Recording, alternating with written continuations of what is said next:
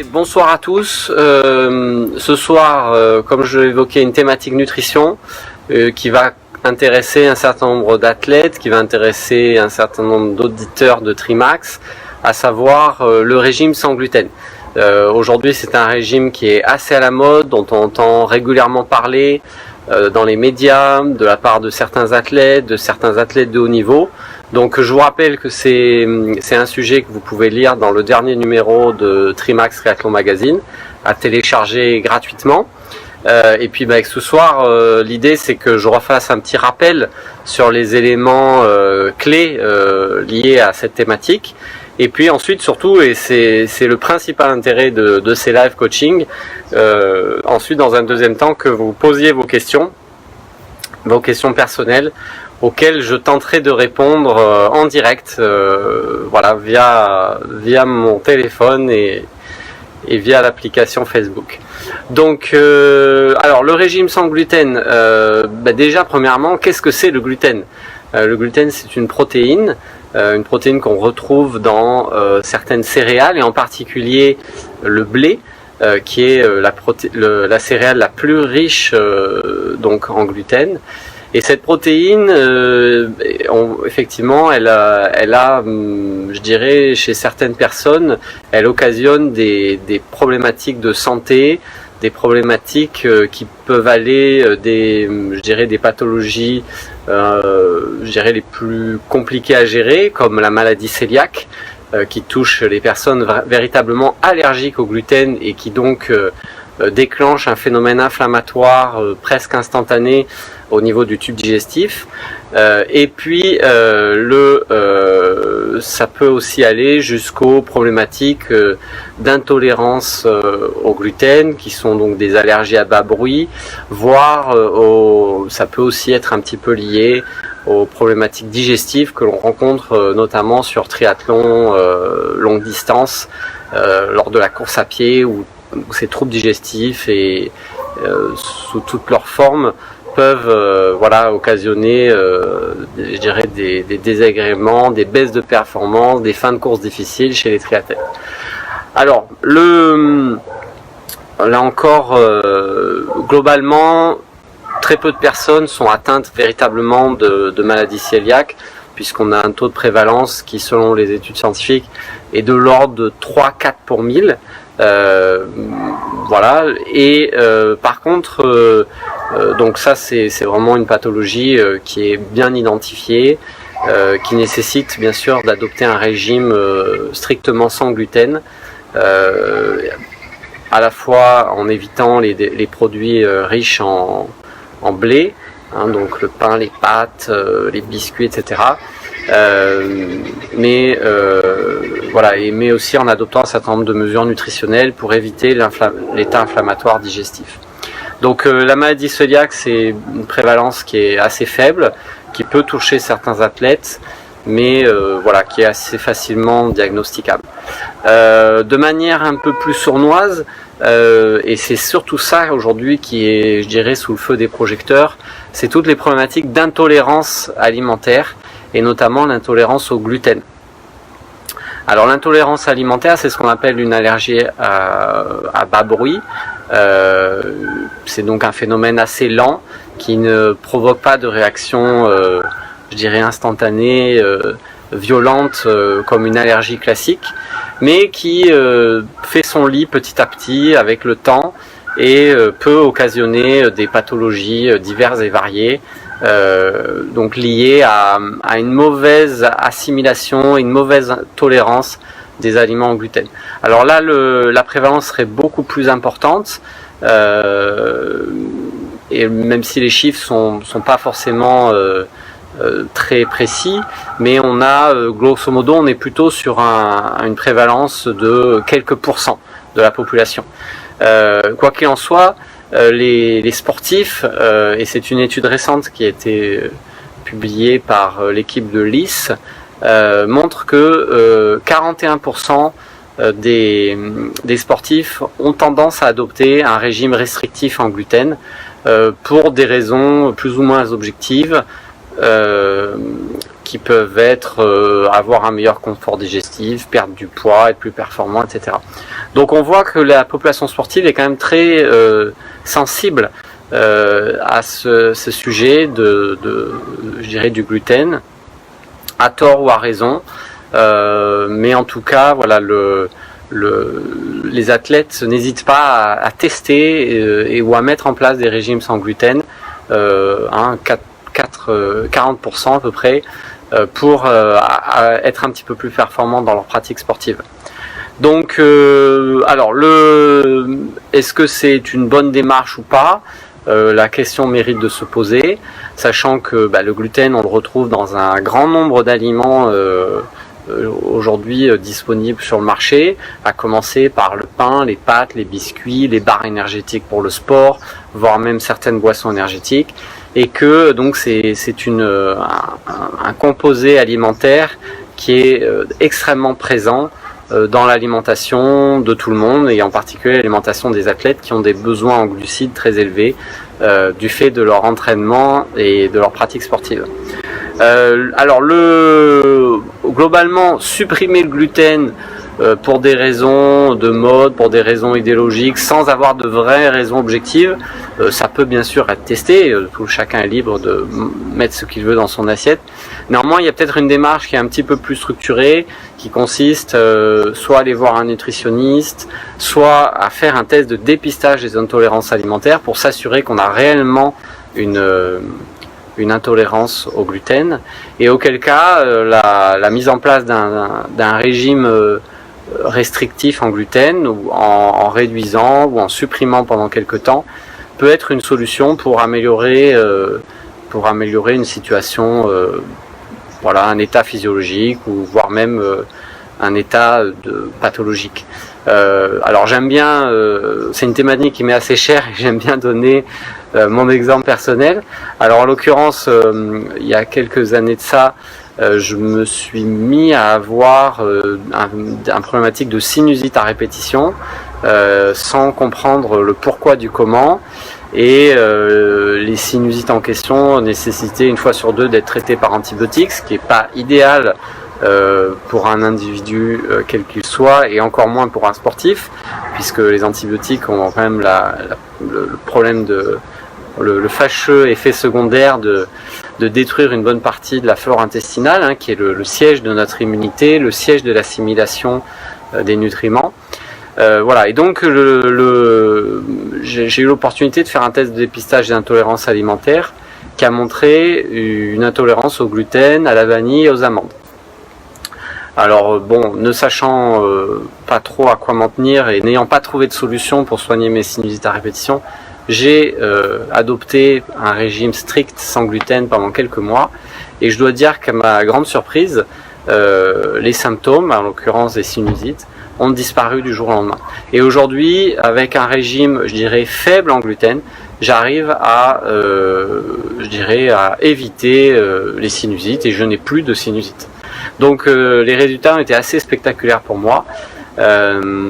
Mais je dirais qu'aujourd'hui, dans ma démarche de coaching d'athlète, ma démarche de conseil, je préconise de faire ce type de test quand on a des symptômes et des problématiques à répétition, et notamment des problématiques inflammatoires qui peuvent être tout simplement des tendinites à répétition, des périostites, enfin toutes les petites pathologies qui embêtent les athlètes qui s'entraînent régulièrement. Ou des choses un petit peu plus en lien avec la sphère ORL ou dermatologique. Voilà, quand on a des problématiques de pathologie récurrentes, qu'on n'arrive pas à les résoudre, là effectivement faire un test de dépistage des intolérances peut être intéressant. Et bon, les trois grandes familles d'aliments qui génèrent des intolérances, c'est le gluten, les protéines d'œufs et les protéines de lait, principalement. Il peut y en avoir d'autres, mais c'est les principales. Donc voilà, c'est une démarche qui peut être intéressante quand on a des soucis de santé récurrents et qu'on n'arrive pas à les résoudre. C'est pas la solution miracle, mais c'est une démarche qui est intéressante. Alors, quoi qu'il en soit, en dehors de ces pathologies, à la fois d'un côté la maladie cœliaque et de l'autre côté les intolérances alimentaires, il n'y a pas de raison réellement objective de supprimer complètement le gluten. puisque bon bah voilà, il y a un certain nombre d'aliments, à commencer par le pain, à commencer par les céréales, à commencer par l'avoine, les pâtes, qui sont des aliments qui peuvent être utiles aux athlètes, notamment dans les phases d'entraînement intensive et où la nécessité de recharger en glucides est importante.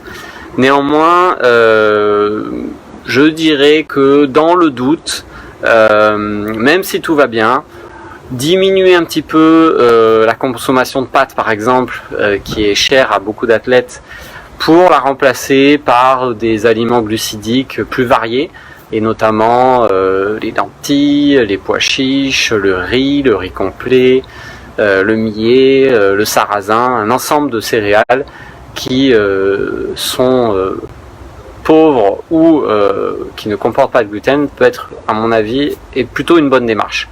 Voilà, donc varier ses apports de glucides, réduire la consommation d'aliments riches en gluten, qui sont en plus souvent des aliments industriels, dont on ne connaît pas toujours bien la composition, qui comportent des additifs et qui peuvent être nuisibles à la santé, mais aussi pourquoi pas à la performance chez les athlètes. Voilà, donc si vous avez, et là on revient à la partie sport pur, si vous avez, lorsque vous augmentez la charge d'entraînement, des problèmes divers et variés qui surviennent, donc une immunité fragile, si vous avez des problèmes digestifs systématiques sur les Ironman, quoi que vous mangiez, il est peut-être temps de prendre soin de votre intestin et de votre système digestif, et il est peut-être temps de réfléchir à la manière dont vous vous alimentez pour corriger les problèmes. Voilà, c'est une démarche qui n'est pas forcément simple, mais qui peut être très intéressante et qui peut produire des résultats significatifs à l'approche de en pleine période en pleine saison 2019. Donc là, l'hiver, c'est la bonne période pour se pencher sur ce genre de choses. Donc je vous invite à vous rapprocher d'un nutritionniste, d'une diététicienne, d'un spécialiste de la nutrition sportive. Et au sein de WTS, notre réseau de coachs et notre réseau d'experts, on peut vous accompagner dans cette démarche-là. Donc n'hésitez pas à nous contacter.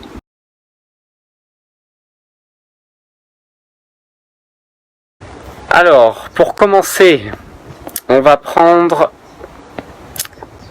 la question de Laurent qui nous dit: quel produit, gel, barre, boisson conseilles-tu sur un Ironman pour avoir le meilleur rendement? Alors, c'est un sujet qui est extrêmement classique et extrêmement récurrent lors des divers lives que j'ai le plaisir d'animer pour Trimax Triathlon Magazine. Et j'en profite pour saluer Jacques Everhart qui nous regarde, fondateur de Trimax avec son épouse Vanessa. Et donc merci Laurent pour cette question. Effectivement, sur Ironman, la nutrition c'est fondamental. On ne peut pas terminer un Ironman en ne buvant que de l'eau plate, et en tout cas le terminer sur un bon rythme. Et il est impératif sur une épreuve longue distance comme un Ironman d'approvisionner son corps, son organisme en glucides pendant l'effort. Bien sûr, ce débit de glucides va avoir une incidence sur la performance finale. D'ailleurs, une étude relativement récente sur l'Ironman d'Hawaï montre une corrélation. Alors ce n'est pas un lien de cause à effet, mais c'est quand même une corrélation intéressante entre la quantité de glucides consommés par heure et la vitesse de déplacement et donc le chrono final. Et cette étude montrait que les athlètes qui arrivaient à absorber le plus de glucides semblaient être aussi les plus rapides. Voilà, donc l'une des clés, c'est effectivement d'avoir la capacité d'avoir un tube digestif, notamment un estomac et un intestin entraînés. Alors, on a eu une petite coupure technique, je sais pas pourquoi. J'étais en train de répondre à Laurent qui nous demandait quel type de complément consommer sur Ironman pour être performant, bien sûr. Donc, je remercie Laurent pour sa question. Et donc, j'étais en train d'expliquer que sur longue distance, l'une des clés pour être performant tout au long de la course, et notamment sur le vélo et Et bien sûr, sur la course à pied finale, l'une des clés, c'était la consommation de glucides. Donc, boissons énergétiques, barres énergétiques, fruits divers et variés, voilà, tous les glucides sous toutes leurs formes. Alors, on va dire qu'il y a plus ou moins un consensus autour du chiffre de 60 grammes par heure. 60 grammes par heure de glucides, quelle que soit la forme de glucides ingérés, ça serait un peu la dose optimale pour, je dirais, à la fois absorber une quantité importante de glucides et donc avoir un débit de glucides important qui va permettre de performer et donc de rouler vite, courir vite, puisque c'est surtout sur la partie finale de l'Ironman et du triathlon longue distance que la problématique est la plus aiguë. Bien entendu, certains athlètes ont la capacité à absorber plus, mais ça nécessite un véritable entraînement pour habituer son organisme et notamment son système digestif à éviter l'écœurement, à être capable de digérer un tel débit de glucides tout en produisant un effort intense. Voilà, mais donc je dirais que la bonne moyenne c'est 60. En dessous de 60 grammes par heure, on se prive d'un apport d'énergie. Au-dessus, ça nécessite d'avoir de vraies aptitudes et pour s'habituer à ça. Quoi qu'il en soit, il ne faut surtout pas imaginer que la méthode, je dirais à l'ancienne, je m'entraîne à l'eau plate, y compris sur des entraînements longue distance, et le jour J, j'absorbe de la boisson énergétique en grande quantité pour avoir un effet boost et performer de manière maximale le jour J, ce soit la bonne stratégie. C'est la meilleure manière de se ruiner le tube digestif le jour de la course, parce que votre tube n'est pas habitué, n'est pas entraîné à absorber autant de glucose, autant de fructose, autant de sucre à assimilation à index glycémique élevé. Donc il faut s'entraîner à ça. Et aujourd'hui, on sait que l'entraînement qui mixe à la fois la nutrition et l'entraînement physique, je dirais, peut générer de très bons effets et de très bons résultats, à la fois en s'entraînant sur certaines séances complètement à jeun, avec uniquement de l'eau, à la fois en s'entraînant sur certaines séances en s'hyperalimentant, en boissons énergétiques, en sucre sous toutes ses formes, et puis des séances même où on peut mixer les apports, à savoir démarrer à jeun, puis manger de manière très avec un débit important, avec par exemple 80-100 grammes de glucides par heure pendant 1 heure, puis arrêter de s'alimenter pendant 1 heure, et donc fractionner un peu le travail et l'entraînement nutritionnel et physique. Voilà, donc il y a de multiples pistes. Je recommande pas de compléments particuliers parce que il en existe une multitude. Bien entendu, les compléments naturels peuvent avoir un vrai intérêt, notamment les gels à base de miel. Je ferai pas de publicité pour une marque française qui est de plus en plus connue et qui propose des produits à base de miel que j'apprécie particulièrement. Mais voilà, globalement, aller vers des produits naturels, tester à l'entraînement, éviter les compléments un peu trop chimiques avec de multiples additifs. Ne croyez pas aux produits miracles, hein, mais voilà, une bonne boisson énergétique avec un mélange de glucose, de fructose, de maltodextrine, des minéraux en quantité intéressante, notamment du sodium, du potassium. Voilà, c'est déjà une très bonne base. Et puis si à côté de ça, vous rajoutez des fruits secs, des barres énergétiques de bonne qualité, vous pouvez tendre vers les 60 grammes par heure sans trop de problèmes et vous habituer à les absorber, à les métaboliser pendant l'effort.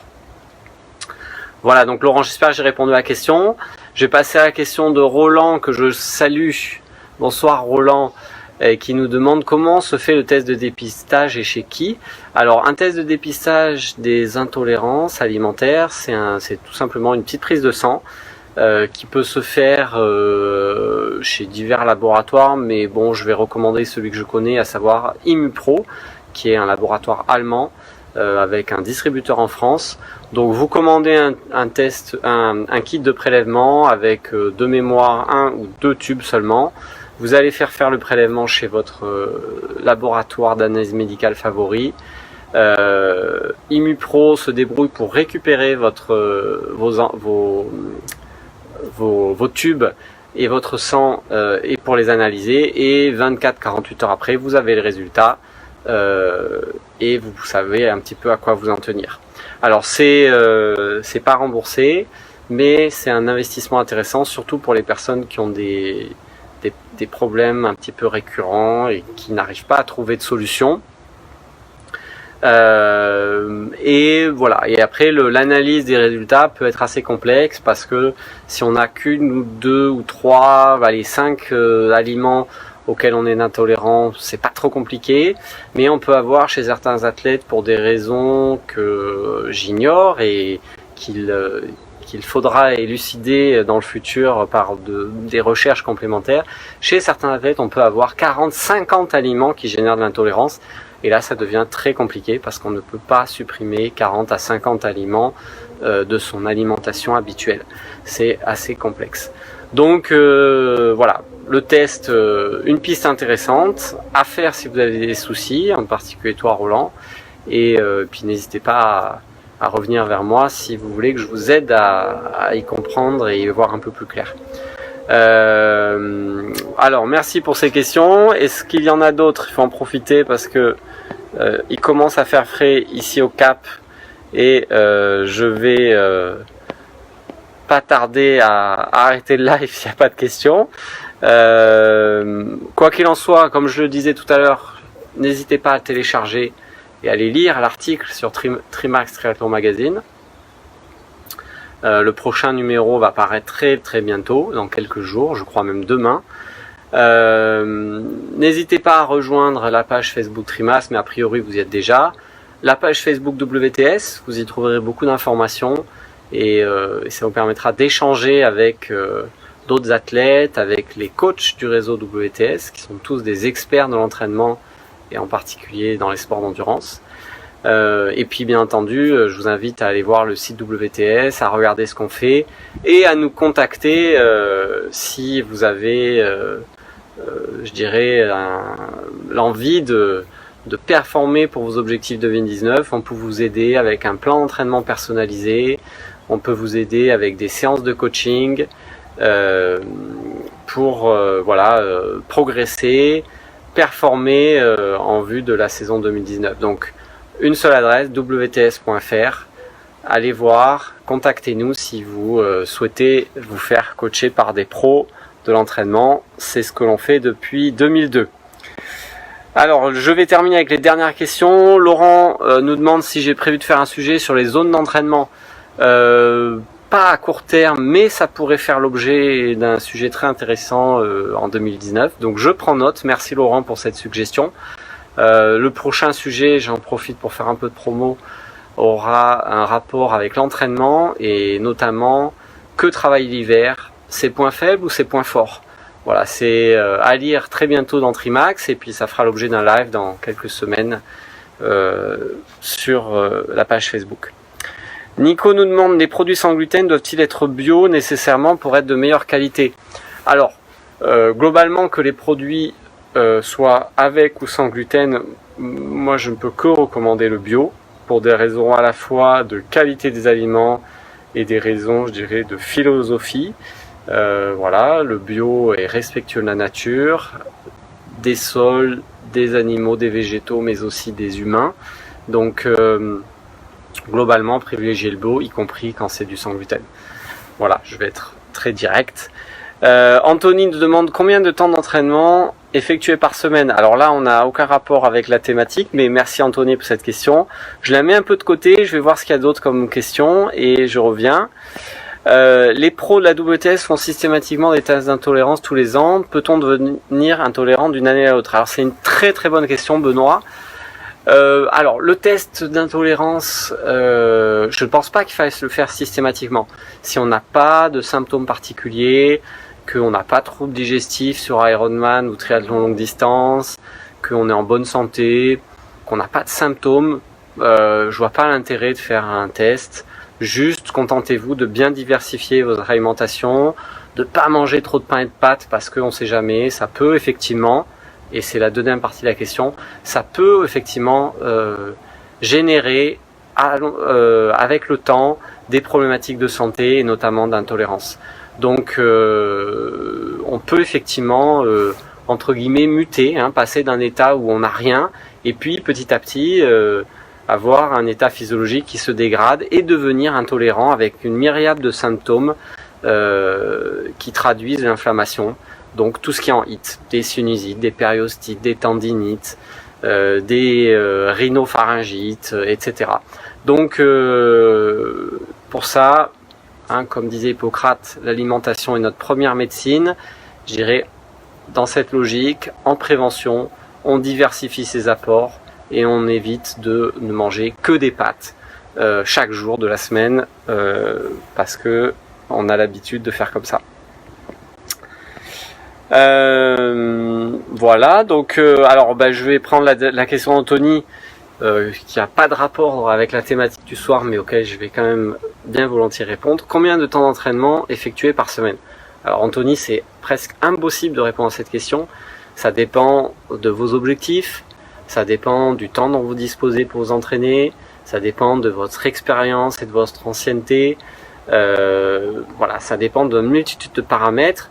Quoi qu'il en soit, je dirais que si en tant que triathlète, on s'entraîne une fois dans chaque sport chaque semaine, donc une séance de natation de plus ou moins 1 heure, une séance de vélo de 2 heures et un course à pied d'1 heure avec un petit peu de gainage, on arrive vite à 4-5 heures, ce qui est un bon minimum syndical. Après, effectivement, si à l'approche des premières compétitions, dans les phases de surcharge, ça peut monter à beaucoup plus, mais il faut faire les choses progressivement. Chez WTS, on voit énormément d'athlètes qui brûlent les étapes, qui s'entraînent trop vite, sans progressivité, et qui donc se blessent, et donc ne peuvent plus s'entraîner, et galèrent dans leur préparation. Donc, gardez bien en mémoire que la progressivité, c'est l'un des maîtres mots de la préparation physique, si on veut pas se blesser et si on veut performer. Donc, démarrer doucement, augmenter progressivement, et quand on augmente progressivement, c'est tout au long de la saison, mais c'est aussi d'une saison à l'autre. Voilà, on passe pas de 100 heures d'entraînement annuel en 2018 à 500 heures en 2019, ça serait entièrement contre-productif. Voilà, donc Anthony, il faut nous contacter. Je pense que ce sera la meilleure manière d'avoir une réponse précise. On a sur notre site un petit formulaire technique. Vous pouvez le remplir. On reviendra vers vous et on vous donnera des billes en rapport avec vos objectifs et en rapport avec votre question. Allez, une dernière question de Médéric qui est encore très intéressante. Un organisme intolérant peut-il redevenir tolérant? Si oui, comment? Alors, c'est une très très bonne question qui est complexe, très complexe, et à laquelle je vais ne pas pouvoir répondre catégoriquement parce que le processus est très individuel et pas toujours bien évident à mettre en évidence, si j'ose dire. Donc effectivement, on peut être intolérant. Donc, qui dit intolérance dit état inflammatoire, qui dit état inflammatoire dit pathologie récurrente ou problème de santé récurrent, et par des traitements appropriés, notamment une alimentation adaptée, on peut effectivement faire diminuer et réduire les pathologies, la récurrence, l'intensité. Ça passe bien entendu par l'alimentation, qui est un facteur clé dans les intolérances alimentaires. Ça peut aussi passer par un certain nombre de traitements complémentaires, notamment en médecine alternative, je sais pas, l'acupuncture, l'ostéopathie, etc. Mais bon, je persiste à penser quand même que l'alimentation est quand même la clé. Maintenant, est-ce qu'on peut devenir à nouveau complètement tolérant et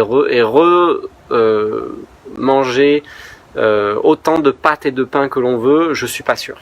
Voilà, donc j'ai malheureusement pas de réponse catégorique. Je pense que certains processus sont réversibles s'ils sont pris à temps, mais il faut pas attendre d'être dans un état physiologique très dégradé pour commencer à mettre en place une démarche plus, je dirais, adaptée au niveau alimentaire. Alors, bien sûr, et je finirai avec cette question de Benoît, un sevrage de l'aliments concerné, c'est vrai que le point de départ de tout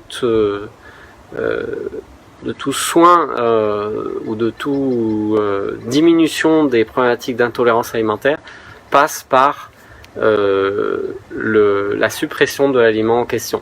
Donc si effectivement on est intolérant au gluten, il faut supprimer le gluten de son alimentation pendant quelques mois pour ensuite le réintroduire tout doucement et voir ce qui se passe.